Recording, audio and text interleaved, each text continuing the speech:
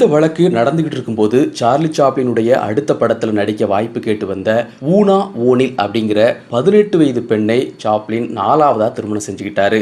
அப்போ அவருக்கு வயது 54. அவங்களுக்கு இடையில இருந்த 36 வருட வயது வித்தியாசம் சர்ச்சையை ஏற்படுத்துச்சு. சாப்ளினை விட 6 மாதங்கள் மட்டுமே மூத்தவரான ஊனாவின் தந்தை இந்த திருமணத்தை கடுமையா எதிர்த்தாரு. இதனால தன்னுடைய தந்தையுடனான உறவை துண்டிச்சுக்கிட்டாங்க. சார்லி சாப்ளின் கடைசி வரை ஒற்றுமையா வாழ்ந்தது இவரோட மட்டும்தான். சாப்ளின் ஊனா ஓகில் தம்பதியருக்கு 8 குழந்தைகள் பிறந்துச்சு.